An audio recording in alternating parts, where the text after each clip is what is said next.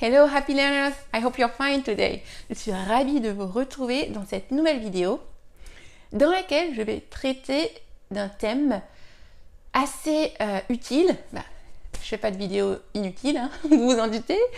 Le thème est le suivant, c'est le question tag. Parce que je me rends compte que souvent vous êtes bloqué dans la conversation par ce fameux question tag. Et effectivement, c'est quelque chose qui fait partie de l'anglais parlé courant qu'il faut maîtriser. Il faut que vous le compreniez et que vous sachiez l'utiliser. Je vais traiter le thème dans sa globalité. Donc, pour pas que la vidéo dure 1 heure, il y aura 3 petites vidéos pour traiter de ce thème en entier. Donc, je vais les séquencer pour que ce soit plus digeste pour vous. Alors, on va commencer, comme toujours, du plus simple au moins simple. Donc, le question tag, déjà, est-ce que ça vous parle? Le question tag, c'est en fait une petite locution qui permet de transformer une phrase simple, une phrase affirmative, en question, sans passer par la structure officielle de la question. Vous allez me dire, pourquoi ne pas poser une question tout simplement? Parce que dans certains cas, vous êtes déjà quasiment sûr de la réponse. Vous voulez juste avoir une petite confirmation. Donc vous allez dire votre phrase affirmative, par exemple, tu aimes le chocolat noir. Et vous voudrez juste une confirmation. Donc le question tag sera à ajouter, ce sera l'équivalent un peu de notre n'est-ce pas en français. Tu aimes le chocolat noir, n'est-ce pas? Ou de manière plus familière, tu aimes le chocolat noir, hein? Alors, c'est parti. Déjà la structure. Comment est-ce que le question tag se forme? Eh bien, on prend l'auxiliaire de la phrase en question. Dans « tu aimes le chocolat noir », il n'y a pas d'auxiliaire.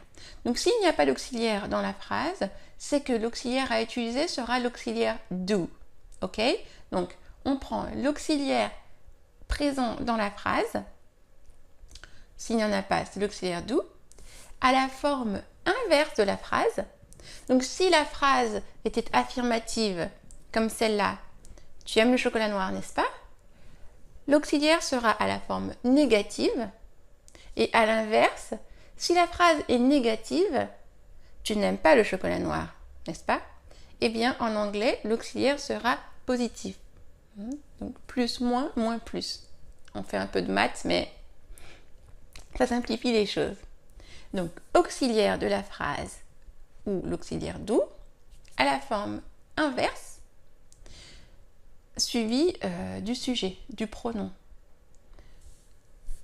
Faisons tout de suite un exemple. You like black chocolate, don't you?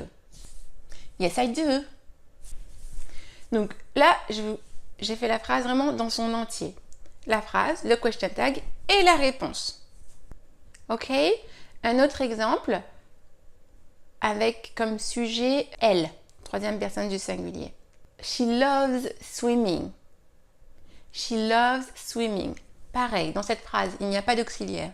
Donc l'auxiliaire que nous allons utiliser est l'auxiliaire do, mais attention, l'auxiliaire s'accorde avec le sujet. Étant donné que c'est she, troisième personne du singulier, l'auxiliaire ce sera donc does. La phrase étant positive, does va être négatif, doesn't, et on reprend le sujet she. Donc la phrase, le question tag et la réponse potentielle, ça nous donne She loves swimming, doesn't she? Yes, she does. Maintenant, on va faire un exemple avec une phrase négative. He doesn't call you every day. He doesn't call you every day. Doesn't, négatif. Donc, l'auxiliaire, il y a un auxiliaire, tout c'est une phrase négative. Vous savez d'emblée que c'est does. Forme inverse, ce sera positif puisque la phrase est négative. He doesn't call you every day, does he? Yes, he does. Vous voyez? Un dernier exemple avec une phrase négative, toujours au présent, mais avec l'auxiliaire être. He is sick. He is sick. La phrase est positive. il y a un auxiliaire dans cette phrase qui est l'auxiliaire be. Donc vous avez déjà l'auxiliaire à utiliser dans le question tag et vous devez le mettre à la forme inverse. He is sick, positif, donc dans le question tag, négatif. He's sick, isn't he? Yeah, I'm afraid he is. Voilà, j'espère que la formulation et l'utilisation du question tag est beaucoup plus claire pour vous maintenant.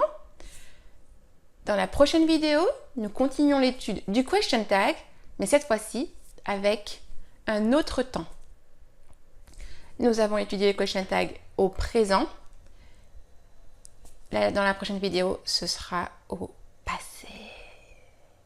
Sur ce, passez une bonne fin de journée, une bonne soirée et je vous dis à très bientôt dans la prochaine vidéo. Talk to you soon. Bye bye. Nathalie de jecomprendsanglais.com, LCF.